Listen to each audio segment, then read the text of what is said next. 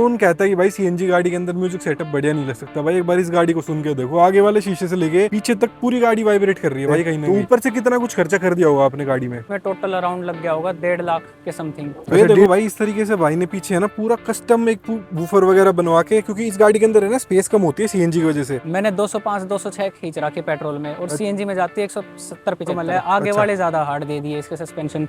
हल्का सा ब्रेक कराता है, 20 की स्पीड से ऊपर कूदाओगे तो एकदम से बहुत जोर से बजते हैं अंदर।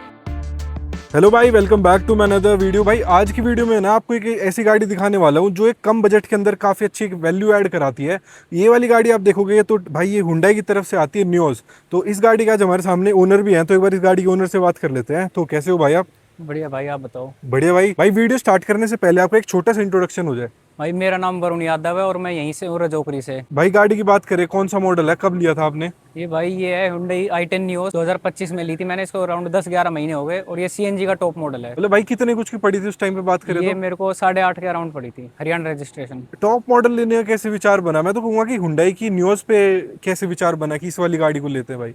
प्लान तो हमारा और भी गाड़ी लेने का था, जैसे कि स्विफ्ट या ग्रैंड विटारा, इस टाइप की गाड़ी। पर ग्रैंड विटारा इसलिए नहीं ली कि हमारा एक और गाड़ी लेने का भी प्लान बन रहा था, तो फिर दो गाड़ी ज़्यादा बड़ी हो जाती। और स्विफ्ट में स्पेस नहीं आता पीछे, ना बूट में आता ना पीछे वाली सीट पे आता। अच्छा। हाँ जी। बाकी इसकी रियर सीट्स ज़्यादा कंफर्टेबल है स्विफ्ट से, और स्विफ्ट की इससे ज़्यादा कंफर्टेबल अगली सीट वैसे तो। पर फिर भी ये ठीक है। तो टॉप मॉडल ले लिया आपने तो सीधा भाई न्यूज़ का, क्योंकि इसके बेस मॉडल भी आ जाते हैं कहीं ना कहीं, वो भी। बेस मॉडल में ना तो लुक वगैरह थोड़ा अच्छे नहीं आते, प्रोजेक्टर लाइट्स नहीं आती। अच्छा। और काफ़ी फ़र्क है, स्टीरियो वगैरह इसमें सब कुछ टॉप मॉडल में सब कुछ आता है, बेस मॉडल में काफ़ी काम करवाने पड़ते हैं। और वैसे कहीं ना कहीं सीएनजी में बढ़िया एक ऑप्शन मिल जाता है भाई। बिल्ड क्वालिटी भी मारुति से तो बढ़िया ही कहेंगे, हुंडई मारुति से की। अच्छी है पर इतनी भी ज़्यादा कोई अच्छी नहीं है। इसका बस बाहर से बॉडी वगैरह यही ज़्यादा स्ट्रॉन्ग है, फ्रेम तो वही नॉर्मल है सबका। अच्छा, इंटीरियर का जो है वैसे प्रीमियम लगती है भाई। इंटीरियर में बात करें ना, जैसे फरोंग स्विफ्ट है उनका बिल्कुल ही बेसिक इंटीरियर आता है। इसका कहीं ना कहीं एक थोड़ा लग्जरी कह लो, या भाई थोड़ा बढ़िया मटेरियल अंदर से यूज करके देते हैं हुंडई वाले। हाँ वो भी अच्छे, स्टेबिलिटी वगैरह भी अच्छी है इसकी, हाई स्पीड में। अच्छा। मैंने 205 206 खींच रखी पेट्रोल में और सीएनजी में जाती है 170 75। तो 170 तक तो स्टेबिलिटी बिल्कुल अच्छी है इसकी। वैसे भाई टॉप स्पीड कितनी लेके गए हो अभी तक आप इस गाड़ी को? 205 206 तक गई है। 205? हाँ। ये वाली गाड़ी भाई? हाँ यही पेट्रोल में चली जाती है आराम से। अच्छा। बोल भाई नियोज को 205 ले गए तो आप सोच सकते हो वो क्या कुछ होगी सीएनजी नहीं थी जब इंजन नहीं रमा था इसका, तब तो ये जाती थी 190 95 तक पेट्रोल में। उसके बाद फिर 205 6 तक चली गई। अच्छा, सीएनजी में वैसे 170 80 चलती होगी भाई? हाँ 170 75 मैक्सिमम जाती है, जैसे कोई ढलान वगैरह आ जाती है उस पर पहुंच जाती है। भाई ऐसी गाड़ी 200 तक चली जाती है, चलो 170 भी चली जाती है, छोटी गाड़ी होती है कहीं ना कहीं ये। भाई कैसा कुछ ऐसे लगता नहीं है डर की भाई स्टेयरिंग में वाइब्रेशन आ रही हूँ, वाइब्रेशन तो नहीं आती, पर 180 के बाद ऐसे चलता है हवा में चल रही हो। अच्छा। बिल्कुल लाइट हो जाता है स्टीयरिंग। और ब्रेकिंग वगैरह कैसी है भाई इतनी हाई स्पीड पे ले जाने के बाद? ब्रेकिंग अभी थोड़ा इशू आने लगा, नहीं पहले तो अच्छी थी, अब तो बहुत ही हाई स्पीड में तो बहुत ही बेकार ब्रेकिंग है, रुकती ही नहीं है। क्योंकि भाई वो ये वेट हो गया गाड़ी के अंदर, हुंडई की गाड़ी पहले ही वेट है, ऊपर से सीएनजी सिलेंडर का भी वेट हो गया। वैसे माइलेज वगैरह से हम बात करें, क्योंकि ये जो गाड़ी है वो टारगेट जिन लोगों को करती है वो माइलेज के ऊपर कहीं ना कहीं जाते हैं। क्योंकि अगर पेट्रोल में लेनी होगी तो बलिनो या फिर फ्रोंक्स या कुछ और गाड़ी i20 ले लेंगे भाई एक तरीके से। तो सीएनजी के अंदर क्या कुछ माइलेज वगैरह ये दे देती है आपको? सीएनजी में 22-23 की माइलेज है। अच्छा। बाकी और मेरे फ्रेंड है उनके पास और है, या i10 जो है वो तो कहते हैं 28-30 की एवरेज दे देती है, पर यही पता नहीं देती नहीं है कभी। इसमें एक इशू हो रहा है, जैसे सुबह स्टार्ट करेंगे इसको, ये 1-2 मिनट तक तो सीएनजी पेट्रोल पे शिफ्ट होती रहेगी बार बार अपने आप ही। और भाई इसके अंदर कंपनी फिटेड वाली सीएनजी है, तो आपने कंपनी वालों को बोला नहीं कि भाई ये इसमें दिक्कतें हैं? वो इसका स्पार्क प्लग और थ्रोटल बॉडी वगैरह क्लीन कर देते हैं। अच्छा। तब तक तो ठीक रहती है, एक आध महीने बाद फिर दोबारा वही इशू आ जाता है। कितने कुछ किलोमीटर चला दी भाई एक साल में? ये 11 महीने हो गए इसको, ये मैंने चला दिया अराउंड 28,500 किलोमीटर। 28,500 भाई एक साल में तो बहुत ज्यादा ही चला दिए। लोग 10,000 चलाते हैं मुश्किल से। कॉलेज भी आना जाना होता है, फिर वैसे घूमने फिरने निकल जाते अच्छा, हैं। मतलब ये लगा लो 3 सर्विस तो कराई ली होंगी, 3 या 4 हाँ सर्विस। 3-4 कैसा सर्विस एक्सपीरियंस है भाई हुंडई से? अच्छा सर्विस एक्सपीरियंस है, पर कभी कभार जैसे सुनवाई नहीं होती। अच्छा। कि जैसे एवरेज की कहता हूँ तो मानते नहीं कि एवरेज नहीं देती है। भाई ने ना पूरी तैयार भी करा रखी है, मॉडिफिकेशंस भी करा रखे हैं, काफी हैवी म्यूजिक सेटअप लगा हुआ है इस गाड़ी के ऊपर, हम कहने वाले हैं। बाकी जो गाड़ी का है पूरा एक्सपीरियंस भी भाई से हम एक बार पूछ लेते हैं कि अगर भाई 1 साल हो गया यूज करते हुए, कोई दिक्कत परेशानी गाड़ी में लगी हो कि भाई गलती कर दी है गाड़ी लेके? नहीं गलती तो नहीं है, पर अगली सीट में इसमें इतना कंफर्ट नहीं है जितना बलिनो या स्विफ्ट वगैरह देती है। हाँ, क्योंकि भाई इतने प्राइस में जब बंदा चला जाता है 8-9 लाख रुपए, वो कहीं ना कहीं सोचता बलिनो ले लेते हैं या फ्रोंक्स ले लेते हैं, क्योंकि वो इससे भाई देखने में कहीं ना कहीं बड़ी लगती है। ज्यादा छोटी गाड़ी कहीं ना कहीं कह सकते हो आप इसको लगेगी। ये लगती छोटी, पर वैसे लुक इसका ज्यादा अच्छा लगा मेरे को, थोड़ा स्पोर्टी लुक आता है। स्पोर्टी लुक भी आता है और भाई तैयार होने के बाद अच्छी भी लगती है गाड़ी के अंदर, बैठ के कंफर्टेबल लगता है और गाड़ियों से मैं तो ये कहूंगा। एसी भी बहुत अच्छा है इसका। अच्छा। वैसे भाई अब गाड़ी की मॉडिफिकेशन से बात कर लेते हैं, तो ऊपर से कितना कुछ खर्चा कर दिया होगा आपने गाड़ी में? अब तक तो इसमें टोटल अराउंड लग गया होगा 1.5 लाख के समथिंग। अच्छा, 1.5 लाख रुपए लगा रखे भाई ऊपर से। जैसे एलॉय व्हील वगैरह नहीं है, ये तो नहीं टॉप मॉडल वाली है, क्योंकि भाई टॉप मॉडल में तो चेंज कराने का क्या फायदा। नहीं, एलॉय नहीं है इसके अंदर है हाइपर स्टाइल व्हील। इसमें मैं एलॉय लगवाऊंगा जैसे कि वर्टस के या वरना के टॉप मॉडल वाले। अच्छा, ये देखोगे तो भाई इस तरीके की आती है। ये ऊपर होता तो व्हील कवर है, लेकिन उसके नीचे जो रिम है वो इस तरीके का डिजाइन होता है कि आपको वो एलॉय लगे दूर से। इस गाड़ी का एक नेगेटिव है, इसके अंदर कोई एलॉय अच्छे ही नहीं लगते। अच्छा। कोई से भी आप आफ्टर मार्केट ले लो, वो अच्छे ही नहीं लगेंगे बिल्कुल भी इस पे। इस पे या तो कोई कोई जैसे डायमंड कट एलॉय होते हैं वही अच्छे लगते हैं, वो भी नॉर्मल साइज के, ज्यादा ओवर साइज इस पे अच्छे ही नहीं लगते। जैसे भाई टायर प्रोफाइल वगैरह की बात करो तो कंपनी से एमआरएफ की टायर लगे हुए हैं इसके अंदर। 175 60 15 इंचेस के टायर है। इसके अंदर 17 लगवाओगे 18 लगवाओगे तो थोड़ी अजीब लगेगी गाड़ी भाई, मैं ये कहूंगा। जैसे i20 वगैरह सही लगती है एक बारी को, फिर भी मैक्सिमम तो 17 इंच, इससे ऊपर तो नहीं। 17 इंची तो लगेंगे भी, मतलब 17 इंची में भी कटिंग करानी पड़ेगी थोड़ी बहुत, टचिंग वगैरह होगी। लेकिन ये कि जैसे 15 इंची है तो 16 इंची लगवा सकते हो, और बढ़िया लगेंगी गाड़ी के 16 अंदर। इंची तो अच्छे लगेंगे। और अभी भी लुक कहीं ना कहीं बढ़िया है भाई, जैसे कंपनी से ही जो आया है स्टॉक, वो भी देखने में गाड़ी कहीं ना कहीं बढ़िया लगती है भाई। मॉडिफिकेशन से बात कर लेते हैं, सामने से आपने क्या क्या मॉडिफाई करा रखा है इस गाड़ी के अंदर? इसमें भाई मैंने करवा रखी है, ये लाइट स्मोक करवा रखी है, डीआरएल स्मोक करवा रखी है। देखोगे तो भाई प्रोजेक्टर वाला आता है कहीं ना कहीं कंपनी से, यहाँ देखोगे तो इस तरीके का प्रोजेक्टर है। और नीचे जो डीआरएल है वो ये वाली डीआरएल है, दोनों भाई स्मोक करा रखी है। और कंपनी से इसके अंदर एलईडी आई होगी भाई, क्योंकि टॉप नहीं, मॉडल है। एलईडी नहीं है, हेलोजन थे। अच्छा, टॉप मॉडल में भी हेलोजन दे रहे हैं भाई कंपनी वाले। वैसे कम लाइट नहीं लगती भाई, थोड़ी की कम है इसकी? नॉर्मल है, पर स्मोक होने के बाद और भी कम हो गई। हाँ भाई, स्मोक हो गई तो थोड़ा बहुत तो फर्क आता ही है। सामने से देखोगे तो भाई फॉग लैम्प की कोई भी प्लेसमेंट नहीं है इस गाड़ी के नहीं, अंदर। इसमें फॉग लैंप भी नहीं है। और यहाँ देखोगे इसमें तो ग्लॉसी आता है इस तरीके का पूरा। साइड प्रोफाइल से देखोगे तो बैटमैन कवर लगवा रखा है। अच्छा, ये थोड़ा भाई अलग नहीं लग रहा है देखने में, कि थोड़ा अलग से लगा ये रखा हो आपको बाहर से? अलग से इसलिए लग रहा है क्योंकि मैंने इस पे करवा रखी है टेपिंग, अच्छा, ब्लैक टेप। ठीक है। ये देखोगे तो साइड साइड में यहाँ पर टेपिंग करा रखी है भाई ने। रूफ छोड़ दी भाई, रूफ कैसे छोड़ने का विचार बन गया? ये गर्मी की वजह से ही मैंने छोड़ दी, कि जैसे ज्यादा हीट हो जाती है, पर अभी मैं 10-15 दिन में इसको करवा लूंगा। रूफ को भी ब्लैक, रूफ और जैसे इंटीरियर ड्यूअल भी टोन हो पूरा। जाएगी एक तरीके से कहीं ना कहीं गाड़ी। एक हाँ, वो डुअल रहेगा। टोन हो जाएगी। वैसे ये भी भाई स्टाइल है, आजकल लोग करवाते हैं सिर्फ साइड साइड वालों को, रूफ को छोड़ देते हैं। अच्छी तो यहीं तक ही लगती है, ये थोड़ी अजीब सी और लग रही है इसमें। हाँ, ये क्योंकि रूफ रेल की वजह से लग रही है भाई हाँ। थोड़ी। बाकी साइड से तो बेसिक है भाई, इतना कुछ नहीं है गाड़ी के अंदर आप देखोगे।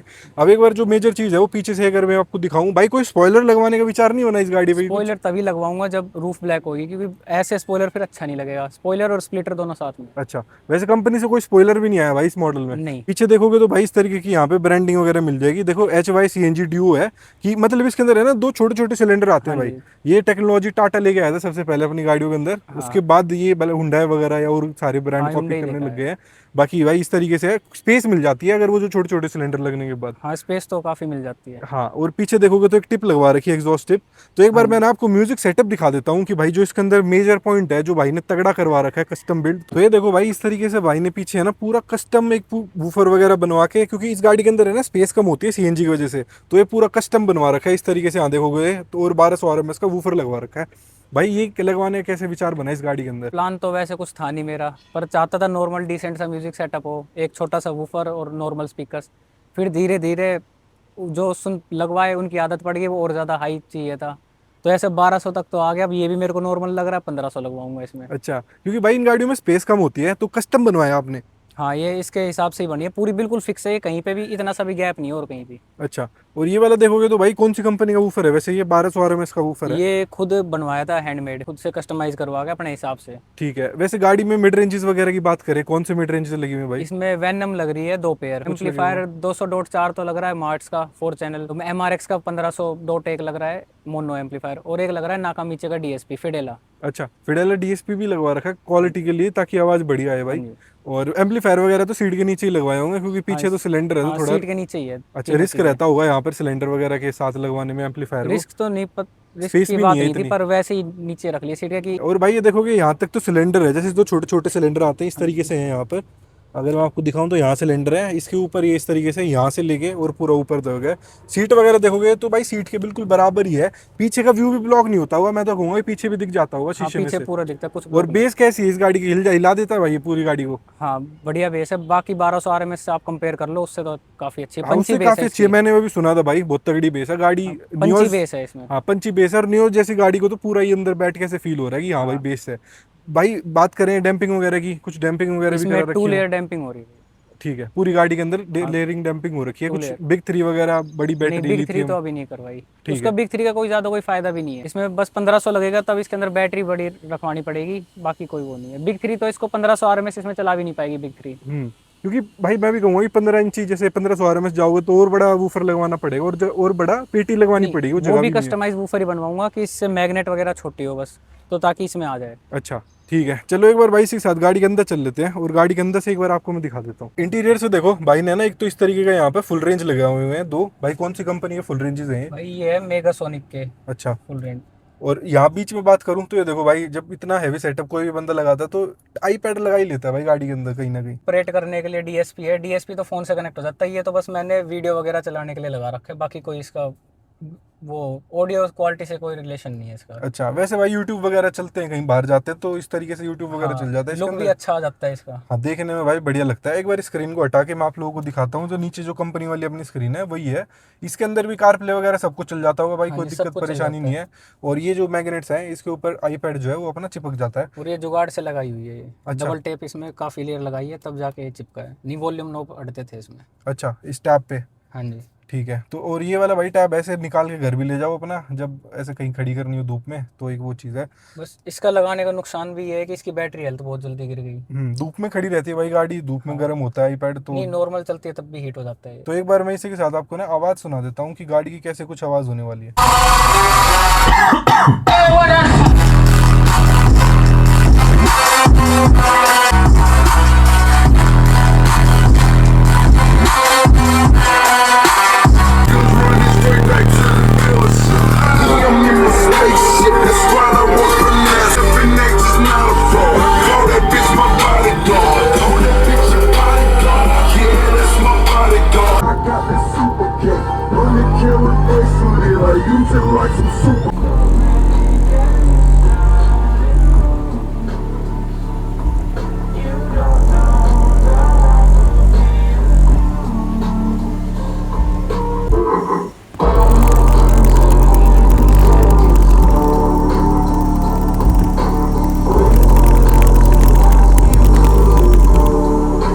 तो भाई ऐसी कुछ आवाज़ थी, आपने सुन ली थी इस वूफर की। मैं तो कहूँगा भाई बहुत खतरनाक वूफर है। 1200 आरएमएस वैसे कह रहे हैं भाई, लेकिन ये 1500 आरएमएस के भी, मतलब मेरे हिसाब से 1500 आरएमएस बज रहा होगा इस गाड़ी के अंदर। भाई कुछ तो कस्टमाइज है, और एक तो एमआरएक्स का एम्प लग रहा है, उससे तो आउटपुट ही बहुत अच्छा आता है एमआरएक्स का एम्प। हाँ, और कौन कहता है कि भाई सीएनजी गाड़ी के अंदर म्यूजिक सेटअप बढ़िया नहीं लग सकता? भाई एक बार इस गाड़ी को सुन के देखो, आगे वाले शीशे से लेके पीछे तक पूरी गाड़ी वाइब्रेट कर रही है भाई कहीं ना कहीं। और हुंडई की अगर यहीं पर मारुति की कोई गाड़ी के अंदर ये लगवा दोगे तो वो तो अलग ही हिलेगी। उसका तो शीशा या तो क्रैक हो जाएगा, बहुत जोर से फ्लैक्स मारती है मारुति की, तो इसमें फ्लैक्स कम आता है। हाँ, क्योंकि भाई थोड़ी हुंडई की क्वालिटी थोड़ी बढ़िया रहती है और गाड़ी से, तो ऐसा कुछ है भाई। वैसे भाई जैसे वूफर वगैरह या पेटी बनवाई आपने, तो क्या कुछ खर्चा आया था इस पेटी वगैरह को बनवाने में?